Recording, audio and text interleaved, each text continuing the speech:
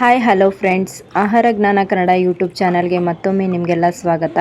ಇವತ್ತು ನಾನು ಗ್ಯಾಸನ್ನು ಯೂಸ್ ಮಾಡ್ದೇನೆ ಸಿಂಪಲ್ಲಾಗಿ ಒಂದು 10 ನಿಮಿಷದಲ್ಲೇ ರಸಮನ್ನು ಹೇಗೆ ಮಾಡೋದು ಅಂತ ತೋರಿಸ್ತಿದ್ದೀನಿ. ಇದು ಹುಣಸೆ ಹಣ್ಣಿಂದ ಮಾಡೋದು ಪಚ್ಚೆ ಪುಳಿ ರಸಮ್ ಅಂತಲೇ ತುಂಬಾ ಇವಾಗ ಟ್ರೆಂಡಿಂಗಲ್ಲಿತ್ತು. ಇದನ್ನು ಹೇಗೆ ಮಾಡೋದು ಅಂತ ತೋರಿಸ್ತಿದ್ದೀನಿ. ಒಂದು ನಿಂಬೆಹಣ್ಣಿನ ಗಾತ್ರದಷ್ಟು ಹುಣಸೆ ಹಣ್ಣನ್ನು ನೀರು ಹಾಕಿ ನೆನೆಸಿಟ್ಕೊಳ್ತಾ ಇದ್ದೀನಿ.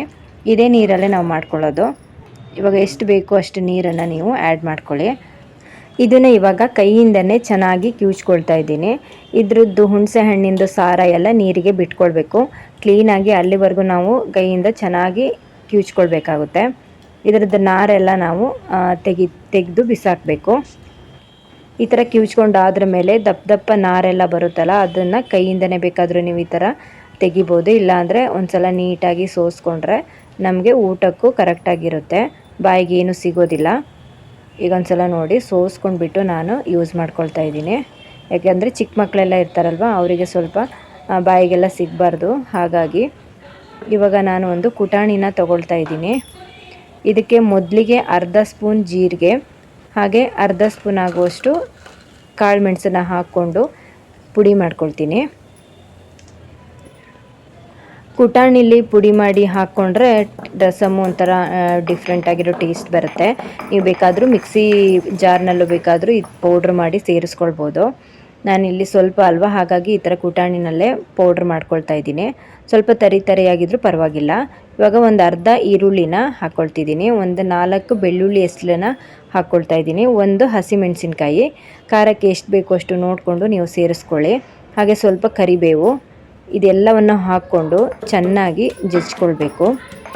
ಸ್ವಲ್ಪ ತರಿಯಾಗಿ ಇದ್ರೂ ಪರವಾಗಿಲ್ಲ, ತುಂಬ ನುಣ್ಣಗೇನು ಮಾಡೋದು ಬೇಡ, ಆವಾಗಲೇ ಅದು ಟೇಸ್ಟ್ ಬರೋದು. ನಿಮ್ಮ ಕೈಲಿ ಎಷ್ಟಾಗುತ್ತೋ ಅಷ್ಟು ಈ ಥರ ಚೆನ್ನಾಗಿ ಕುಟಾಣಿನ ಹಾಕಿ ಜಜ್ಕೊಳ್ಬೇಕು. ಈ ಥರ ನೋಡಿ ರೆಡಿಯಾಗಿದೆ. ಇವಾಗ ಇದನ್ನು ನಾವು ಹುಣಸೆ ಹಣ್ಣಿನ ರಸಕ್ಕೆ ಸೇರಿಸ್ಕೊಳ್ಳೋದು. ಒಂದು 2 ಸ್ಪೂನ್ ಆಗುವಷ್ಟು ಆಗಿತ್ತು, ಅದನ್ನು ಹಾಕ್ಕೊಳ್ತಾ ಇದ್ದೀನಿ.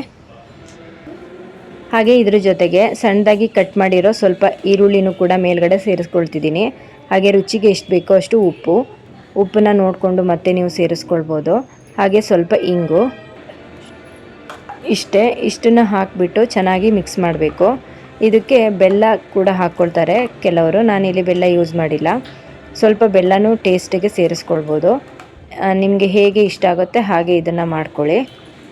ನೋಡಿ ಇವಾಗ ರೆಡಿಯಾಗಿದೆ. ಗ್ಯಾಸನ್ನು ಯೂಸ್ ಮಾಡ್ದೇ ಸಿಂಪಲ್ಲಾಗಿ ಈ ಥರ ಹುಣಸೆ ಹಣ್ಣಿಂದ ಸಾರನ್ನು ಮಾಡ್ಕೊಳ್ಬೋದು. ಇದಕ್ಕೆ ಸೈಡ್ ಡಿಶ್ ಇಲ್ಲದೇನೂ ನೀವು ಊಟ ಮಾಡ್ಬೋದು. ಇಲ್ಲ ಅಂದರೆ ಸೈಡ್ ಡಿಶ್ಶಿಗೆ ಏನಾದರೂ ಮಾಡ್ಕೊಳ್ಬೋದು. ತುಂಬ ರುಚಿಯಾಗಿರುತ್ತೆ, ಒಂದು ಸಲ ಟ್ರೈ ಮಾಡಿ ನೋಡಿ.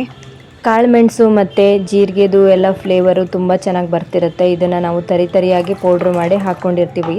ಹಾಗೆ ಈರುಳ್ಳಿ ಮತ್ತು ಬೆಳ್ಳುಳ್ಳಿ ಎಲ್ಲ ಜಜ್ಜಿಬಿಟ್ಟು ಸೇರಿಸಿದ್ದೀವಿ. ಇದ್ರದ್ದು ಕೂಡ ಪರಿಮಳ ತುಂಬ ಚೆನ್ನಾಗಿ ಬರುತ್ತೆ.